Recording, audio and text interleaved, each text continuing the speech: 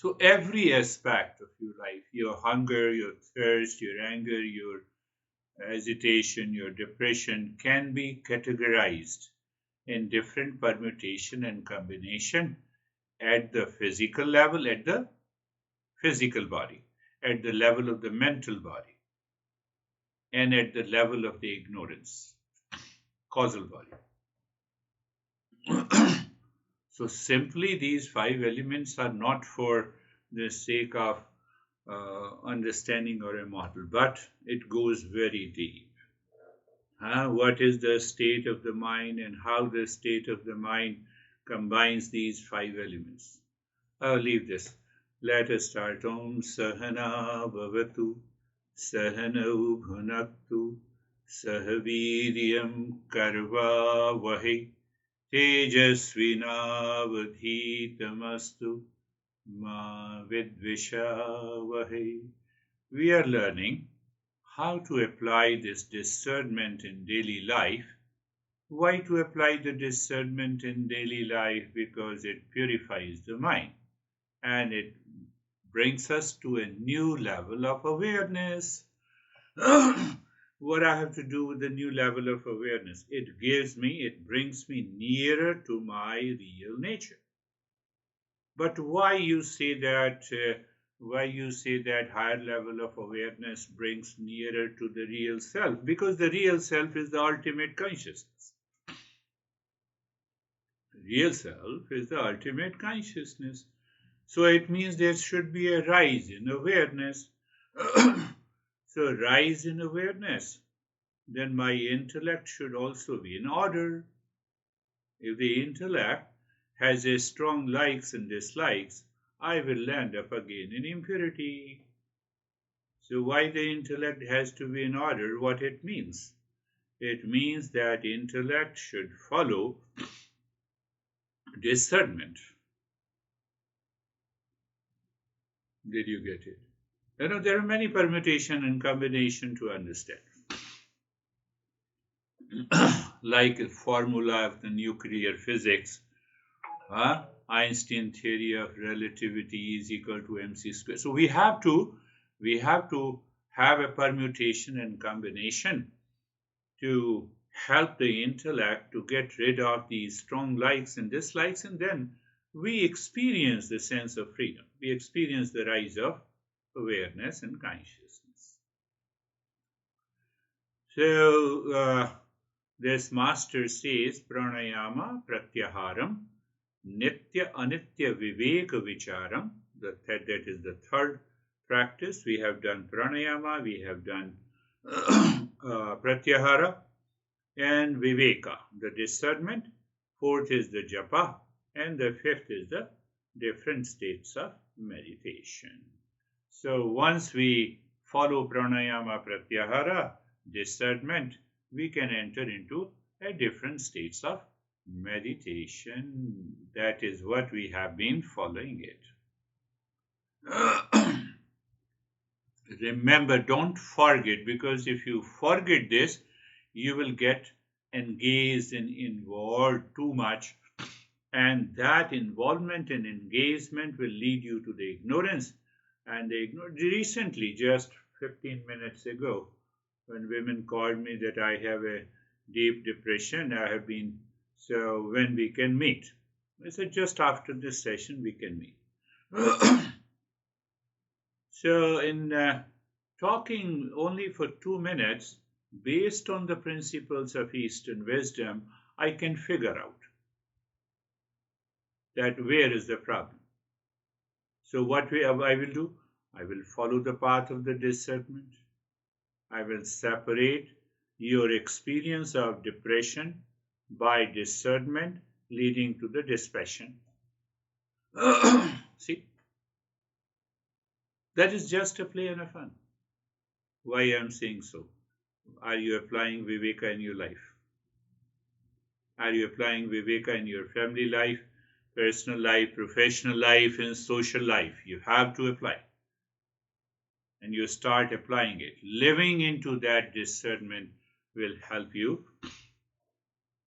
You will find out that you have started living in higher level of awareness.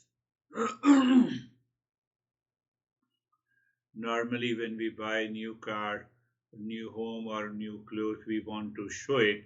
But then sometimes what happens is subtle ego is there in the intellect. No, no, I'm living in a higher awareness. So one guy last week said, no, I'm living in already in higher awareness. You teach me something which can take me. I said, define higher level of awareness. You are insisting, and that subtle ego is already present. No, I don't believe you. I said, don't believe me. But check yourself, contemplate.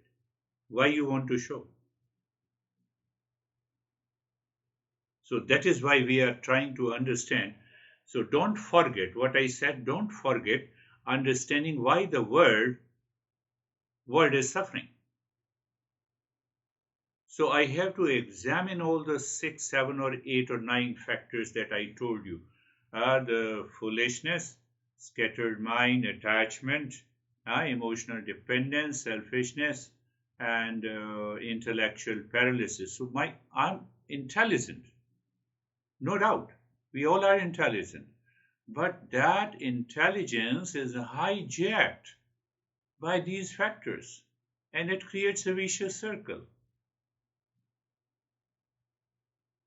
And the remedy is the satsang. Second group, I told you, satsang, company of the real or company of the truth.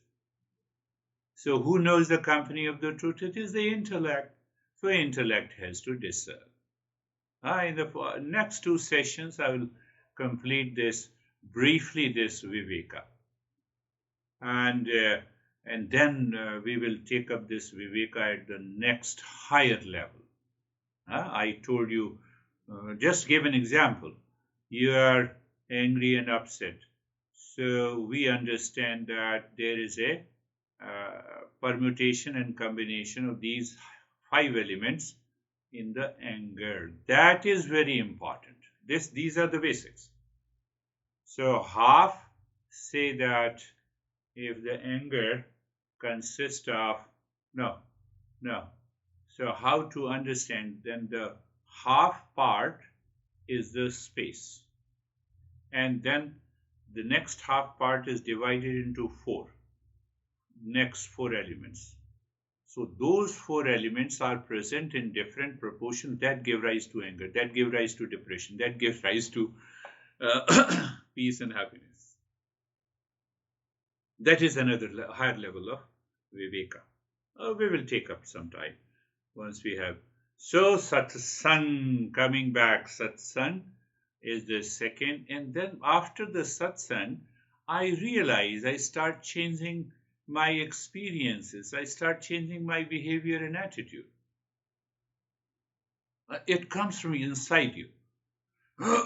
It is not that you have a certain set of behavior with one person or with second person. No. Now you know the permutation and combination inside. Are you getting it? Well, that is very.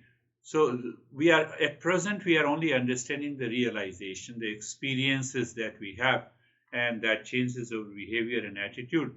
So we need to remember this. Self-remembering is very important, that we should remember. Why? So that I can recall at any time. I can recall it any time.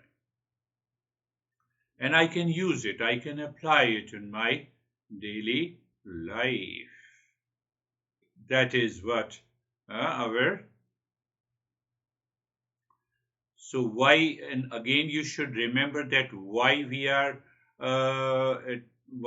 learning all this. Only twofold goal. What is the twofold goal? Bring an end to the suffering and realizing my real nature, which is of the nature of permanent peace, happiness, love, and wisdom. So we understand, we experience that state when all the time, where, in all the locations, in all the relations. So there is a timelessness, there is a spacelessness. Entity which is present in us is what the real self is. So twofold goal. So now come back again to The discernment, the different types of discernment. Last week we understood uh, Dharma Vivek. Yes, in the last session. Dharma Viveka, I clarified what is exactly is the Dharma.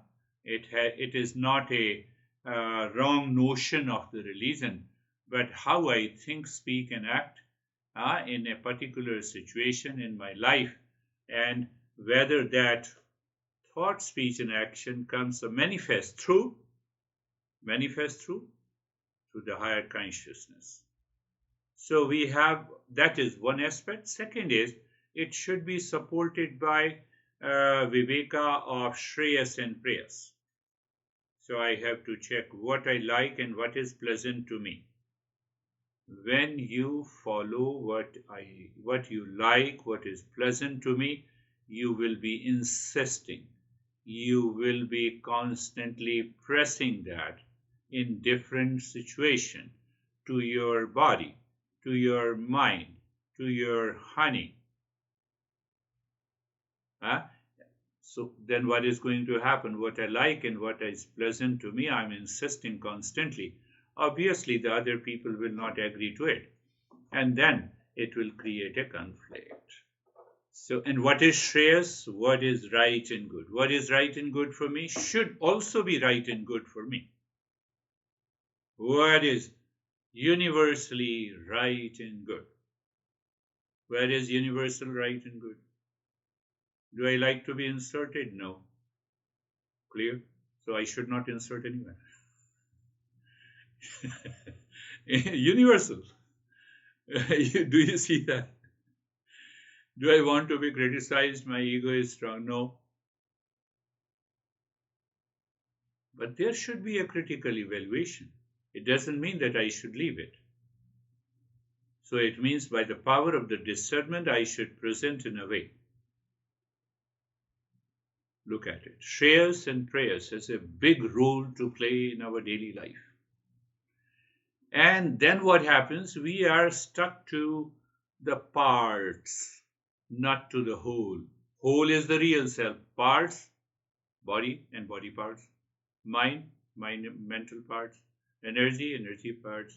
So the rest, that is the not self, consists of the parts. And I stick to any one of them. There are millions of permutation and combinations. We don't want to keep our mind free from being obsessed with the parts.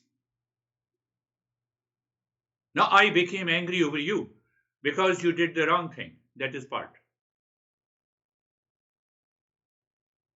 I'm just helping you to reflect on a lot of things that may be coming up in the end. Then I am the body or I am the owner of the body. I have to do the discernment. So Dharma Viveka, see, Dharma Viveka helps us in our thought, speech, and action. Shreyas and the Prayas Viveka guides one to choose what is truly right and good over what I like and what is pleasant to me. What I like, I always tell people that we have covered that one aspect of it in another session. What we want, we don't get. I have to find out why. What we get, we don't like. Why? What we like, it doesn't remain forever. Why? So when you answer the question why, you will find out the different layers of the ignorances causing this problem.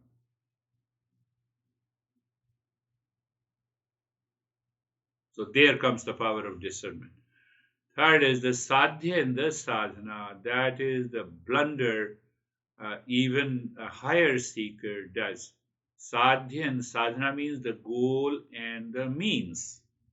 I take means as a goal. If I get $1,000, I'll be happy. Happiness is the inner state. Money definitely is the means at the physical level to be happy. I'm single, so my mind goes on, oh, then I should get married. So my mind is already obsessed deeper inside, even if I'm intelligent, that getting married is the The happiness is the product of getting married.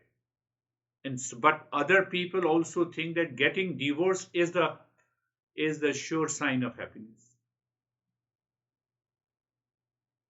Goals and the means. It's a very mind tricks. Those 9 factors I told you, the world is suffering. Any one factor can mix up, can create a lot of delusion. What is the goal and what is the means? Goal, real self. Do you see that? See, I have to see it clearly. When in a situation where I'm trapped in a relationship with people, with things, in time, you see the rule of the Viveka. So it does not mean that you attend only 1 hour session in your no, I have to contemplate and reflect. And that is why I told you, just every day for 15 minutes, find out how many times you were anxious, upset, agitated, you had reacted, what you liked, you get obsessed with it, and then analyze, apply the Viveka, get rid of those impressions before you sleep. So the next day, next morning is a good morning. It is not a bad morning. So that very contemplation and reflection helps our mind to purify itself. We are talking at a higher level of for a higher seeker. Same thing with the Anshi and the Ansha, the whole and the parts. So discernment emphasizes the importance of identifying the whole real self rather than the limited parts that is constantly changing: body, mind, breath, intellect, and ego.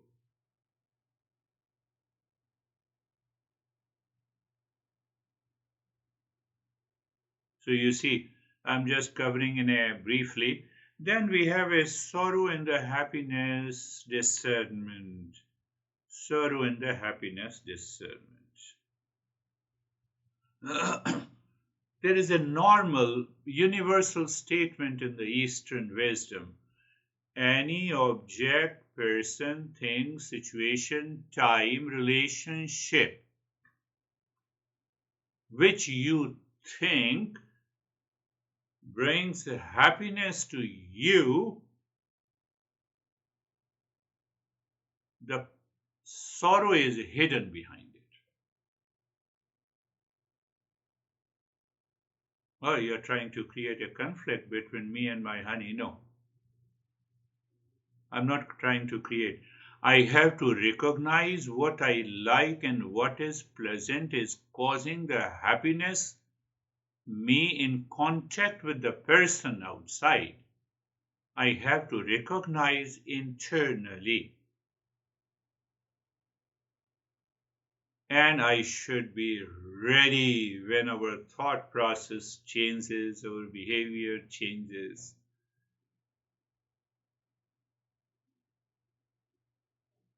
That is what the Master is pointing out, that this is what we have to understand. How does one know that if we are making a progress?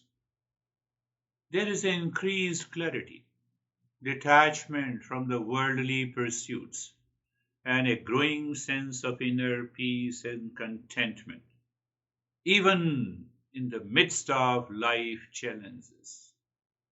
You feel relatively calmer, relaxed, and poised. What will happen if the Russia strikes with an atom bomb? How you respond to it, just for an example. So it is not a passivity or fearful, but you are able to maintain the challenge, calmness in the challenges of your life. Then what happens? It changes our behavior and attitude. and responses. What is the primary goal of practicing viveka, purification of mind? Primary goal. One goal, second goal, to realize our real nature. Only the intellect will help us to recognize that now I could see that I'm living in the state of permanent happiness.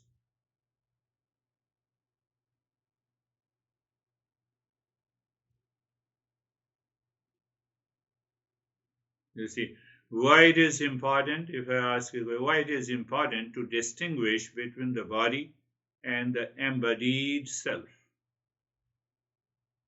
I'm living in Gilbert. I'm not the Gilbert.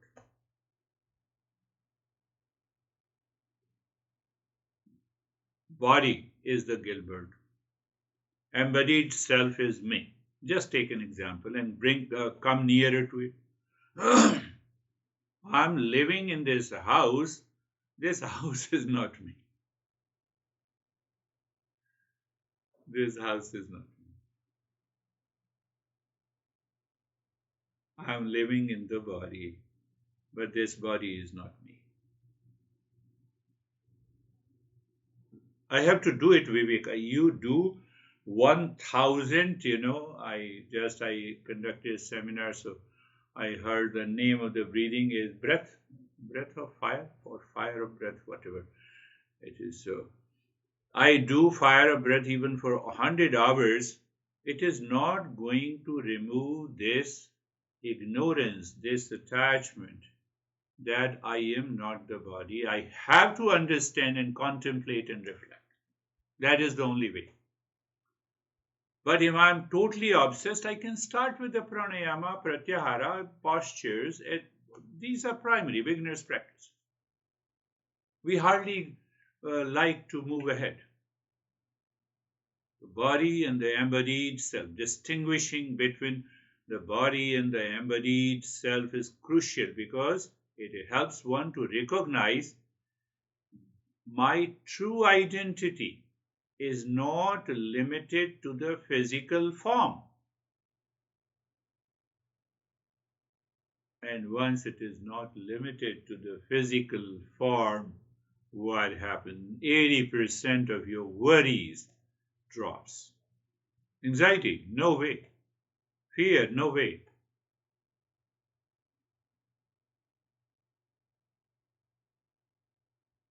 It is not possible in the animal kingdom. Animal kingdom means they cannot understand they are the embodied self. They cannot understand they are different from the body.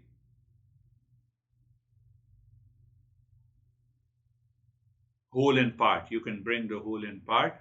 You can bring also the Shreyas and the Prayas.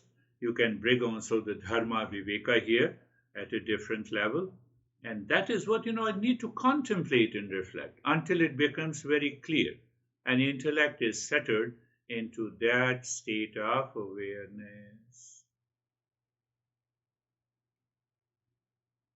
I have to find out the happiness. I want to discover that permanent happiness, that ultimate consciousness. I have to do the Viveka. Viveka is a practice. Third practice, as told by the master. First is the pranayama. I should continue to do it. Then second is the pratyahara. Third is the viveka. When should one start practicing viveka? The moment, the day when you hear from the teacher, when you learn, or after studying the books. Just start living into that viveka. In the morning, afternoon, evening, and then you see how the life changes, your behavior, your attitude changes.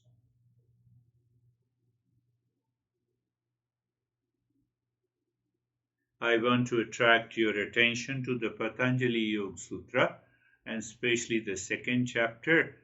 People always refer the second chapter, we have 8-limbed path. 8-limbed, 8 different practices. First, yama niyama, we leave it. Third is the asana. So 20 asana, the beginner's practice. Then we add another 20 asana. This is the advanced yoga. And what is the third level? So I'm I limit myself to only the practice of yoga. I'm not against anything. Now, in the same second chapter, Master, perhaps before he talks about eight-limbed path, what we say, eight organs of yoga, he says, Vivek Khyatir Viplava Hanopaya. Patanjali. We always refer, what we are doing Ashtanga Yoga. So before he talks about these eight different organs, he says, Vivek Khyatir Viplava Hanopaya. How the ignorance can be destroyed by the unbroken, continued practice of discernment. This is the meaning of this sutra. So don't believe that I am saying it. So you need not to go against me. You have to go against Patanjali if you are practicing yoga or the Eastern wisdom. I'm not saying anything. This is what the master is saying. By cultivating the uninterrupted practice of discernment, we can overcome ignorance and move towards liberation. That is the another commentary given by another master.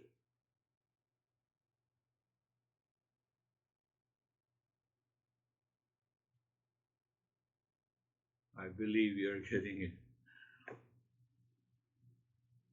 So Patanjali, as a master, he inspires us to consistently practice discernment, recognizing the distinction between real and the unreal. Then only we can move to the real and unreal. We started with normal understanding of the Viveka, then we Dharma Viveka, Shreyas and prayers, sorrow and the happiness, part in the whole.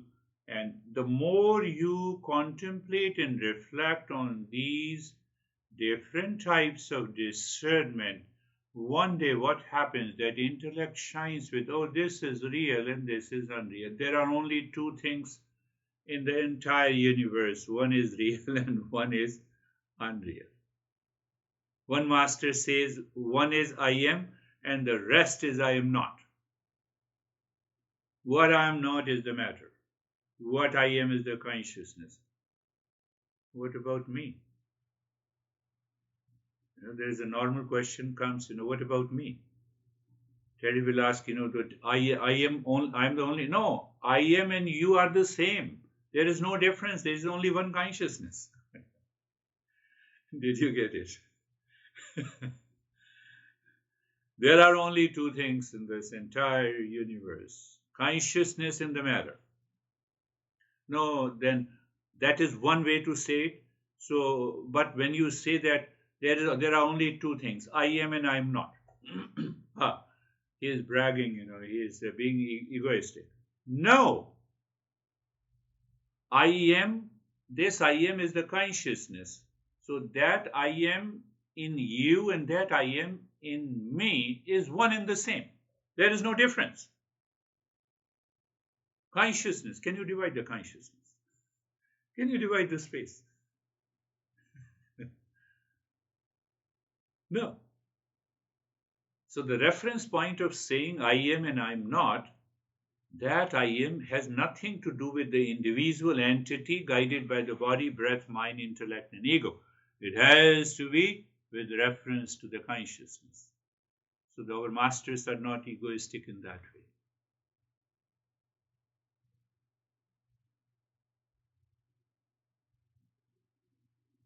So when we do not understand, then we say, okay, forget about I am and I am not.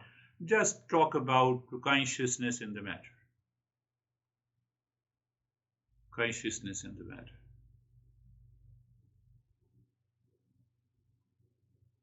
Now see what happens, Gita. I'm giving you a cross references. Gita is the highest text. How you can live your life in the material world while being at the highest state of consciousness. So he there the Master Krishna says in a different way.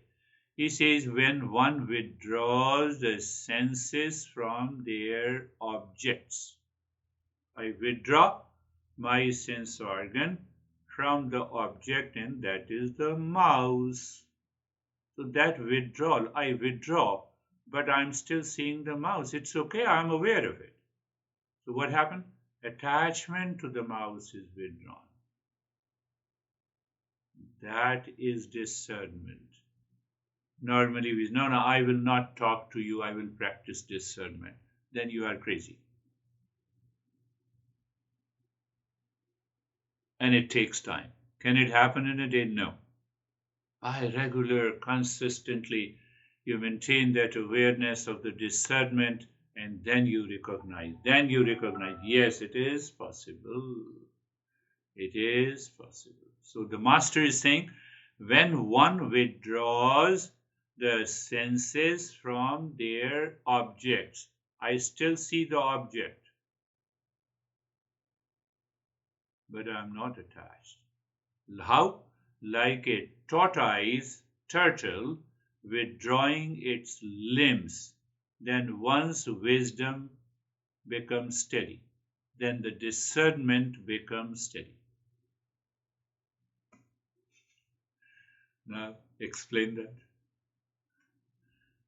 The way the turtle withdraws its limbs when there is a danger. Yeah? That is a normal understanding. Go with the normal understanding. Do you find attachment is a danger or attachment is pleasing?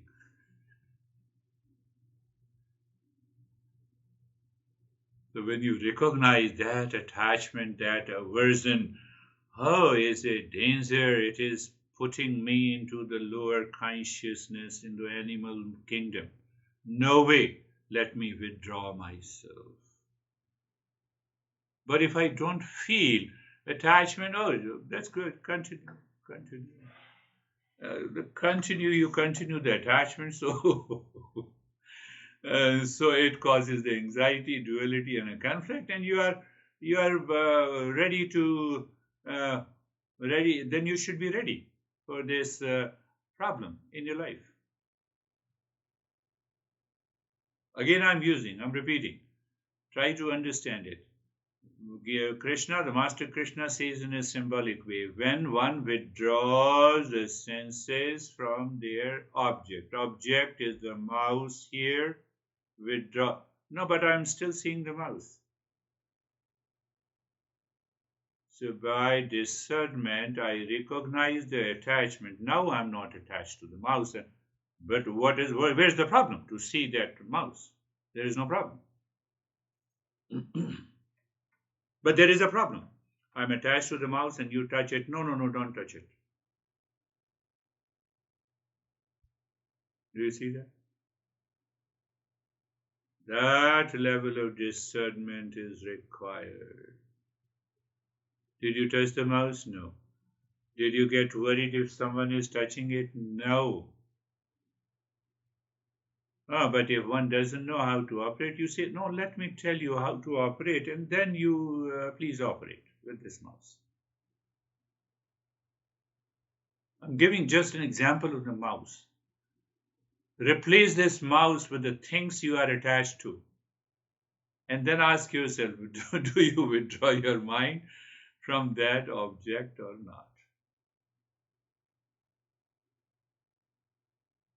Last point with the story that I will, then we will start the practice. My mind prompted me to talk about you. My son, 12 years old.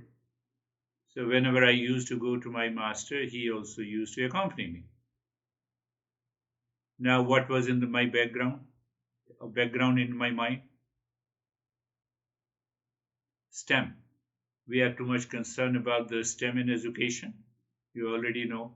But he was very good in science, but mathematics, he was zero. At the age of the 12. And I was extremely worried that what's going to happen to this. This. So definitely I was tough, and I was also not evolved at that time. I should agree. I was also not evolved at that time. So I used to be tough and angry and agitated. And one day my master saw it and he shouted at me. Shouting is also Allah. That is the way, because I was not listening. So he has to do it. But his shouting was a practice of discernment. He said, from today you need not to say anything to this boy. He is my son. Do you agree? And I said, I agree. The result is totally different. Now, I'm just talking to David and Jerry. Result is totally different. And why I learned it, the power of discernment. That I should not play with. So now you think of I did not practice the discernment of shreyas and prayas, sorrow and happiness. Huh? I did not recognize in him, in my son, that you are also of the nature of consciousness. Should I have approached my son, attachment. That was the day when he was 12. I did not say anything to him. Because my master words are final for my life. Done. Done, my teacher, I will not say anything.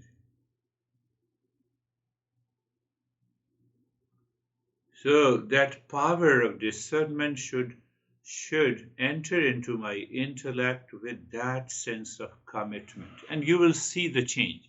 In the beginning, you'll have a lot of challenges in the problems, but gradually and progressively, once you realize, the life is going to change. Let us close your eyes, and eyes are closed, the place of the body.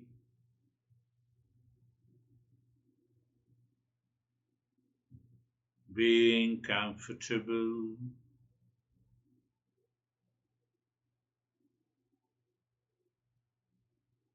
Do you remember, through the power of discernment, what it means by being comfortable? Even if you are discomfortable and still you attend the session. Why? Discomfort is in the body.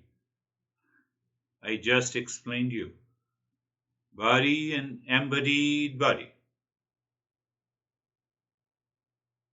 The self is living in this body. I am living in this house.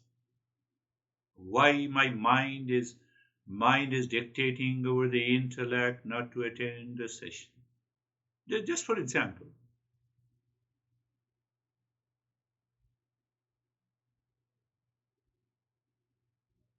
And being carefree, free from all the cares of the mind. And you all are higher seekers, so I'm not explaining those things. Sarvesham swastir bhavatu Mangalacharan. Are creating auspiciousness? No. We are entering into the auspiciousness which is already present, veiled, covered, hijacked by the impurity of the mind. I have a lot of stress. Still there is a good morning. But my stressed mind perceives it is a bad morning. You see how we create an auspiciousness. Can you do that? Amid all the challenges of your life. Sarvesham swastir bhavatu. May there be happiness for all. Sarvesham shantir bhavatu. Sarvesham shantir bhavatu. Sarvesham shantir bhavatu. May there be peace for all. My friends, initially I said, let us create an auspiciousness. Now I'm saying we are entering into the auspiciousness. A higher seeker enters into the auspiciousness. Lower seeker creates an auspiciousness. Sarvesham Purnam Bhavatu. Sarvesham Purnam Bhavatu. Sarvesham Purnam Bhavatu. May there be completeness in all.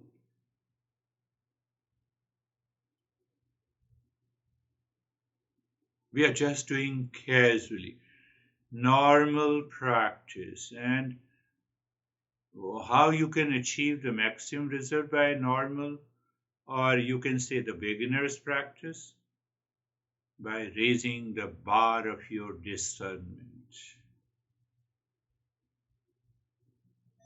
I believe you get it. Sarvesham, Sarvesham, Mangalam Bhavatu, Sarvesham Mangalam Bhavatu, Sarvesham Mangalam Bhavatu. May there be auspiciousness for all. So now you are looking deep inside the forehead in the space. The space is one. You are dropping Shanto Hum in the space. Very good. And now the body remains steady. Third point, and you start breathing quick and short breath into the rib cage. Short and quick breath into the rib cage. Please continue.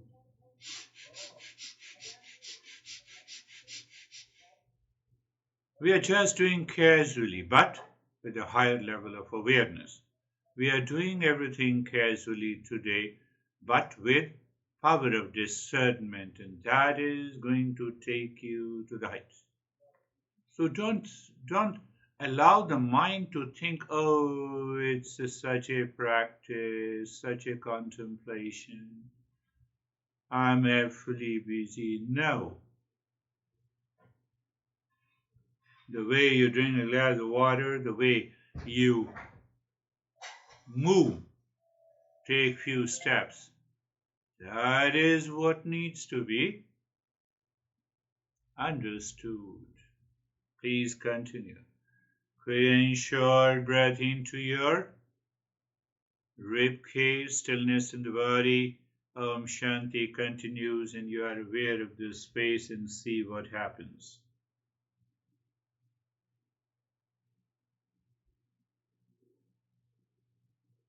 Continue.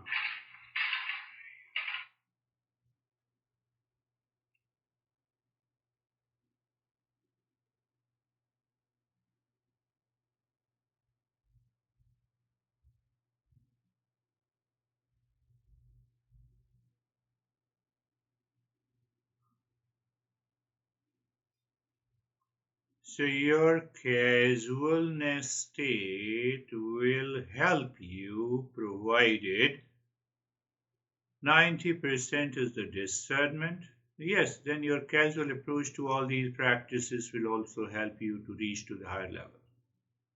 Casual approach, you are a beginner, it will not work. Because you hardly have any power of discernment working. It is the intellect that guides us, prompts the mind to do a certain thing, and then mind prompts the body, and then we do the practice. I wanted to bring this fact to your attention.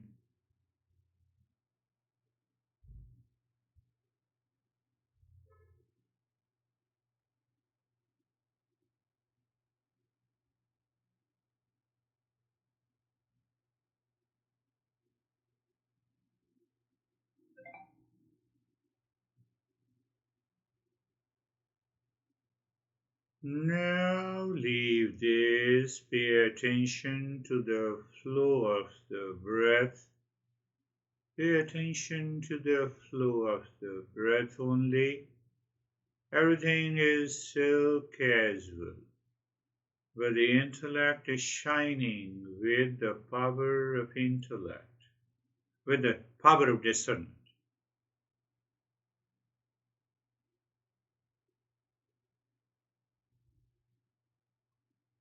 And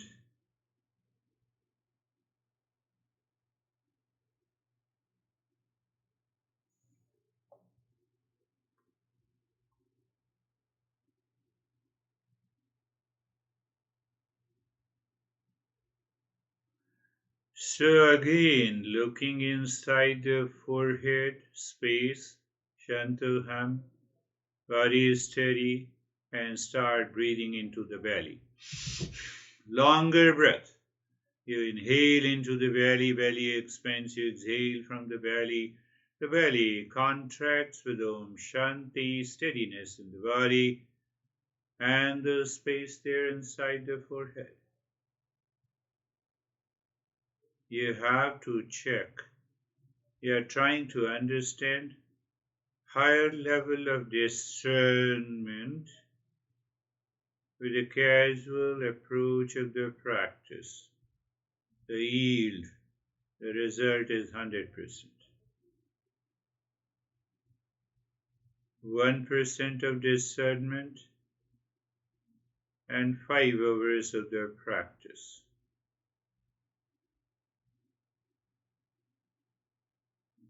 The result often is failure.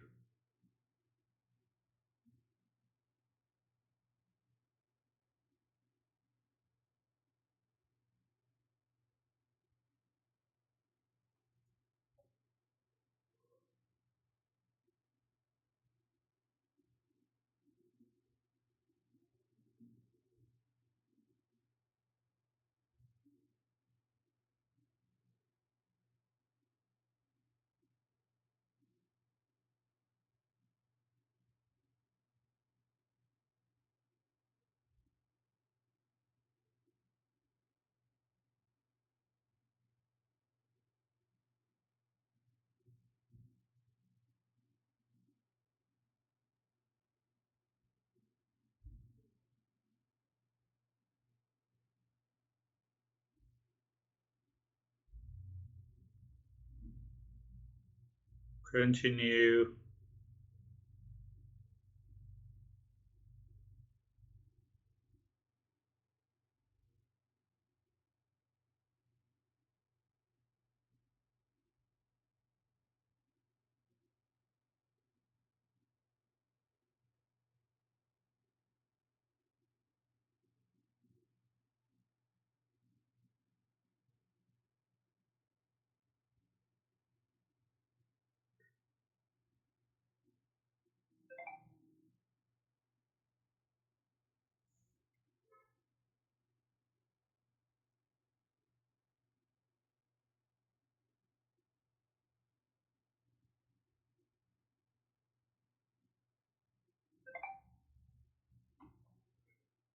Continue.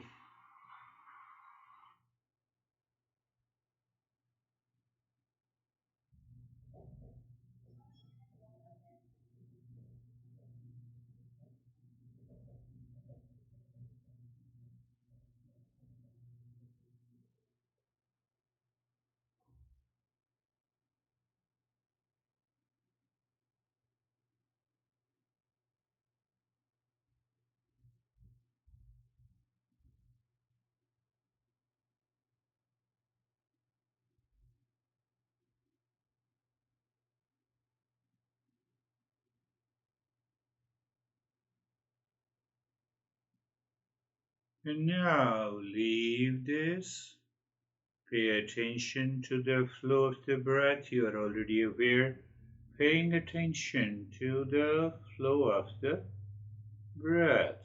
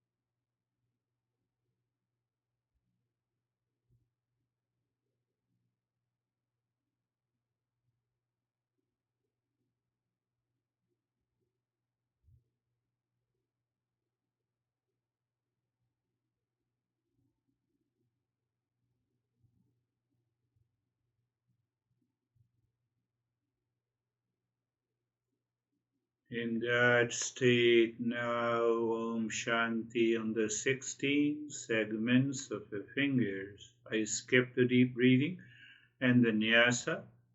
It's okay.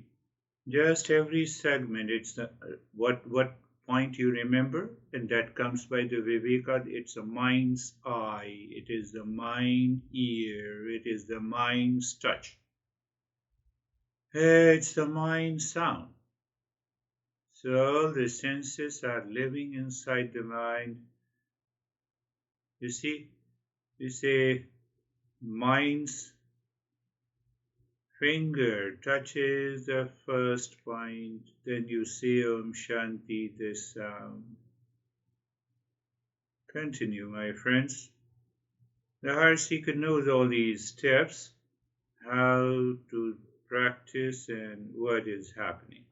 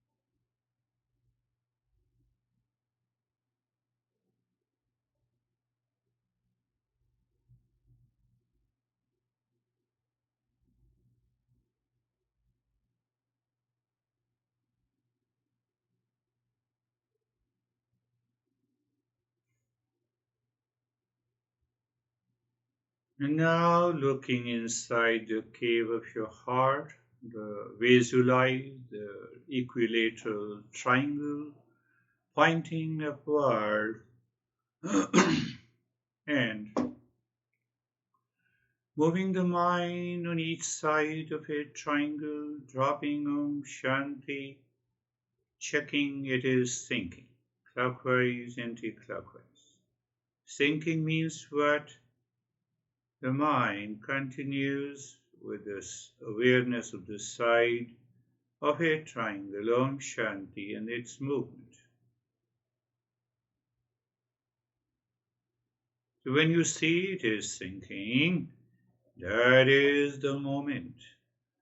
You sing mentally, that Om is pushing the mind deep inside the cave of your heart.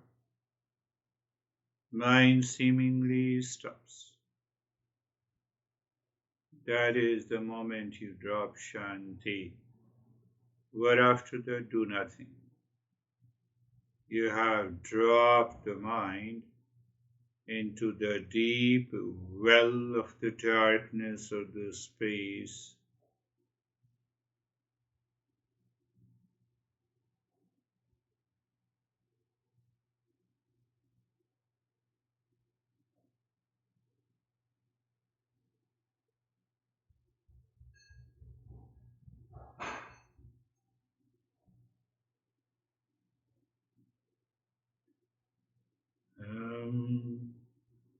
Continue, and any time That absorption is broken by our past impression, thought, feeling, sensation.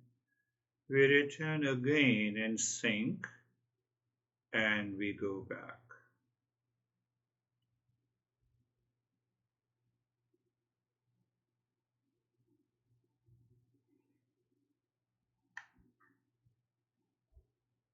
At the same time, it's important to continue the practice without fail and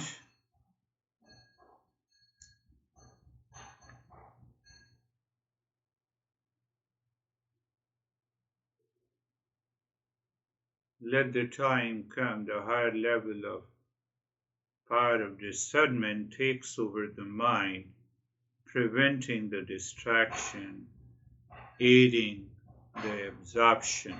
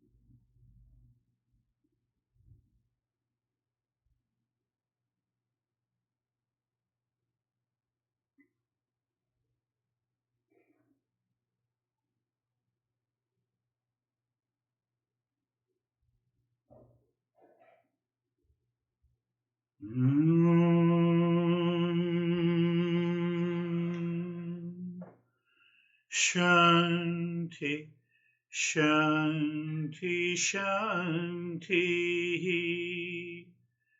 Om.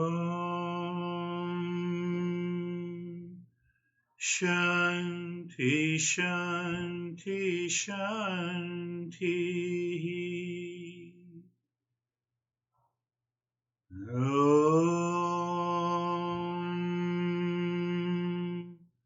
Shanti, Shanti, Shanti. Bring your mind on the right hand Your mind on the left hand. Lift your both the palms, place it on your eyes.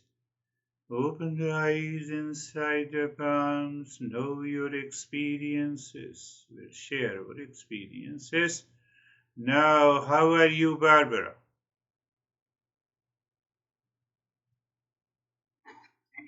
I'm very good, thank you. I was absorbed from the very beginning of the meditation, and the gardeners are out here today, and normally the sound of the machines is quite annoying, but it was just like a gentle hum, and I just felt that I was in a very safe and beautiful space. Beautiful.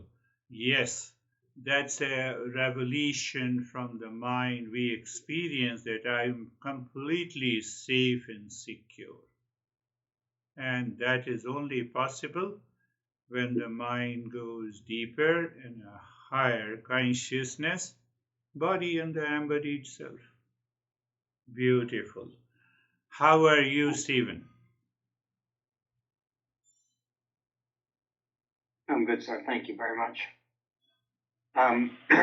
After Monday's session and your introduction of the Dharma Viveka, I really started to contemplate and reflect on my own, thoughts, speech, and action, and it triggered me to rewind 4 years when we started this journey together.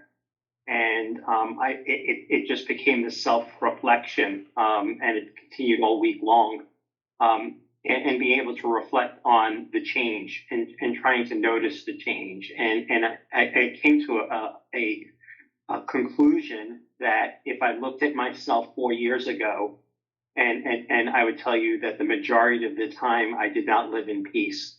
And now, as of today, I spend more time living in peace than I do not. And I felt that was, progress and a cause for celebration, as we talked about in the past. And then I started breaking it apart more and more. And today's topics of, the effects on likes and dislikes and the importance of the discernment, and then how this all comes back to the ego. And it wasn't about the solution of dispassion. It wasn't about the letting the go. It was just understanding what these triggers are that causes everything.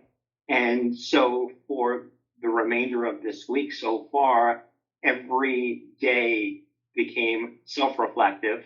Every moment was self-reflective of why am I feeling that way? And every single one of them came back to a like, a dislike that drove my ego. And it just became this level of awareness that just let it go, and peace is there. And so it's been great from that perspective. The meditation itself, like Barbara, it was from the moment I closed my eyes, it just fell into this place at this depth of peace and quiet and no concerns whatsoever. So thank you. Beautiful. Everyone has different experiences, even if we do the same practice, even if we understand the same principle. Because of our intellect and the mind. You rightly said 4 years ago we started the journey, and I appreciate that you find a lot of changes in your behavior and attitude. Another point that is very important to reflect upon. I was not living in peace and happiness all the time, but now majority of the time I live in the different state. That is another reflection is very good. And the most subtle reflection that we should remind ourselves whenever we are in anxiety, duality, conflict, pleasure, seeking mind, mostly it is because of strong likes and dislikes at the subtler level. So if we are discerning these likes and dislikes in our daily life, it is going to help us a great deal. Very good. Thank you very much, Stephen, for sharing. How are you, David and Jerry? Thank you. Lesson was excellent. I love the concept of removing the senses from an object. So my practice was evolved around removing my senses. And I realized, kind of like Stephen, since Monday's lesson, the Dharma Viveka played an important role in my life this week. And so far as I think, you said it today, is I started removing my senses from objects and things became a lot smoother and it gave me perspective. Beautiful.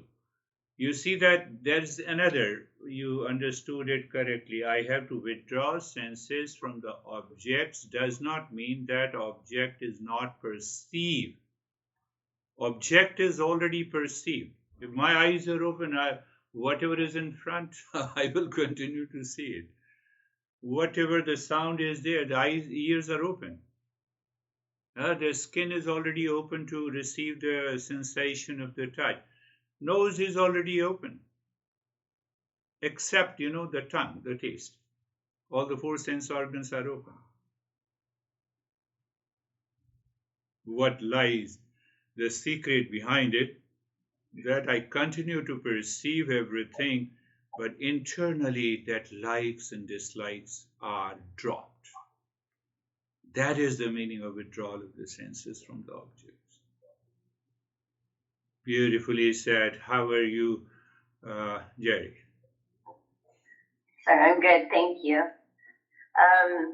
I've been focusing on the Viveka being the mind power tool, and it just simplifies everything. Every opportunity, every relation, every situation, all day, every day, is that auspiciousness. Is that moment of auspiciousness where I get to discern what's going on, how do I feel, how do I want to act, so I know what I'm thinking, why I'm thinking it, why I'm acting the way I'm acting, and then I know, how to proceed. Very peaceful, and it makes it so simple. Yes, beautifully said. What you said will become the subject of our last 2 sessions on the Viveka. We will understand that there are 4 powers of Viveka through the intellect. And if it is through the intellect, then what are those 4 types of intellect that results into 4 different types of Viveka? We will just pick up those 2 talks and understanding and the principles. And you rightly said, the moment we live from a moment to moment, everything is guided. My perception is guided by the Viveka in the intellect. There is no chance to get worried in life. No chance to fall into anxiety and duality in a conflict. Beautifully said. How are you, Dennis? Thank you. My practice was simple, seamless, and natural. The mind was resting in the deep space, experiencing calmness, peace, not caring about the thoughts of the objects of the thoughts, and ready to continue for a longer time. Beautiful. Yeah, I can continue. So what happens when you follow this audio instructions of the practice? The last step is self-absorption, and check that how long you can continue to stay in that. It means the mind is continuously living in the discernment in the higher state of meditation. Beautifully said. Thank you, Dennis. How are you, Vaibhav? Thank you, sir. Thank you, sir. I'm good. Discernment helps me to understand that what I am seeing and what I'm projecting. So it creates a differentiation between that, and somewhere I have to keep confidence in what are the abilities given to me by the existence. And I have to be responsible for the predictions that I'm making. So it makes my mind clear that what is the right prediction and what is the wrong prediction, and keeps our mind clear out of it. Beautifully said. You see, it is what I discussed and what you all have shared is put up academically. So perception and projection. So what I perceive, I have to check whether this perception is with projection or without projection. And it boils down to the same thing. If the perception is with projection, it has to be with the strong likes and dislikes, as perhaps the Stephen put. And then again, what the David and Jerry and others have put it. So withdrawal of the senses is totally different at the level of awareness by an act of discernment. And that is why, Stephen, it took 4 years. Because we have to understand all the subtle aspects of this mystery. Beautifully said. Thank you. How are you, Christina? Thank you. I'm doing well. I'm noticing the ability to apply Viveka. I'm remembering less forgetfulness of moving into delusion. And then I can notice even ego show up, in thinking of, I'm progressing, right? And awakening is happening. And then I really liked how you mentioned the attachment to parts, because I have a whole list of parts that I'm attached to. Yeah. So I could catch the ego show up there. Yes, very beautifully put. I want to make you all aware that Ramakrishna, one of the great masters, you see, every master contributed to our understanding. And we have to be grateful to them. So Ramakrishna says we have a ripe ego and we have an unripe ego. What is unripe ego? Is dictated by the intellect, has a strong likes and dislikes, and all the 9 factors. So when all the 9 factors dominate our life, it is an unripe ego. And just opposite of that is the ripe ego.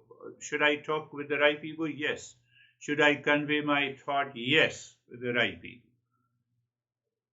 So that is what we will be learning in the future, that what exactly is this ripe ego, what is unripe ego, and then we have a better perception and action and a thought process in our life. How are you, Terry?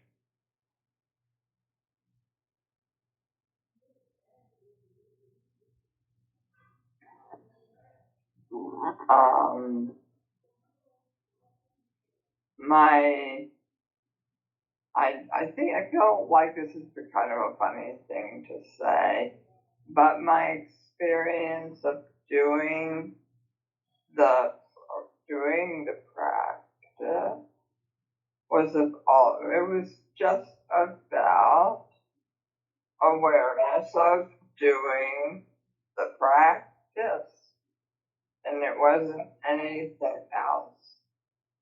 There wasn't other stuff that I was thinking. Probably there was, maybe, and I wasn't aware of it.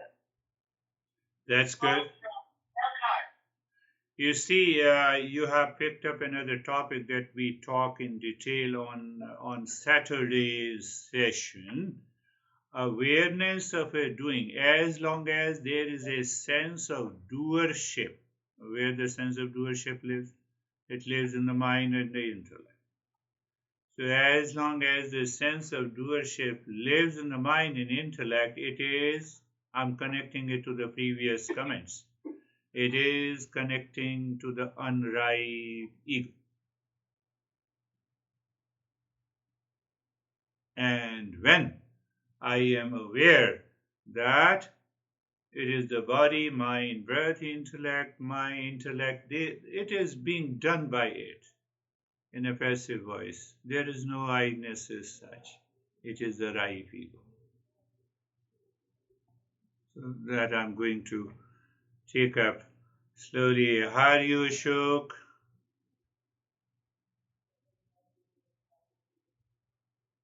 Namaste, sir. Namaste, sir. I'm good and fantastic. Good and fantastic. Yes, remain Yes, fantastic. Remain fantastic. Remain undisturbed. ठीक है, thank you. Thank you. How are you, Sangeeta? Sangeeta तो post करती है, लेकिन कभी बात नहीं करती है। जी मैंने कहा संगीता जी पड़ोस में आ गई हैं हमारे, लेकिन कभी आती नहीं है घर पे, ना बात करती। अरे ये सेशन चल रहा है मेडिटेशन का। अच्छा, सॉरी कंप्लेन का सेशन नहीं है। Okay, sorry sir. हाँ संगीता। सर बहुत अच्छा था प्रैक्टिस। सर एक बात याद आई है, जैसे गुरुदेव ने आपको कहा था कि वैसे ही आपने मुझे कहा था कि बेटे को मारना नहीं है। हाँ हाँ। तो आपका कहना माना था और कभी उसको पीटा नहीं, तो बहुत अच्छा निकला। Yeah, what Sangeeta is saying, I told you the incident with my master when I stopped saying anything to my son. So I passed on that wisdom to Sangeeta, that she should also treat her son like that. And her son is now very brilliant and working in some multinational company. So that is a reference point. I'm just saying that it's a power of discernment that works. अब दोनों अपना आपस में बात करके complaint को सुलझा लो. That is all for thank you. नमस्ते सर। नमस्ते सर. नमस्ते।